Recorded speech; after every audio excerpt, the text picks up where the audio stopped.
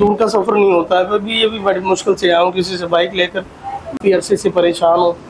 गाड़ी गुजरने की वजह से अल्लाह ने ज़िंदगी तो मुझे नहीं दी है, बाकी उस वजह से अभी कर्जा मेरे सर पर ना बहुत ज़्यादा आ गया कि मैं वो कर्जा उतारूँ, मैं कारोबार करूँ।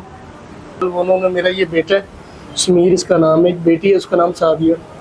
ये दोनों मेरी बहनें चलते नहीं हैं, इनको ना नहरों का मसला है और मैं काफ़ी अर्से से इनका इलाज भी करवा रहा हूँ। खुद बेरोज़गार हूँ, मेरे पास कोई रोज़ नहीं है। और मेरा खुद का पिछले दिनों में एक्सीडेंट हुआ था, गाड़ी ऊपर से गुजर गई थी। 2-3 मंथ हो गए मैं ना घर में पड़ा हूँ।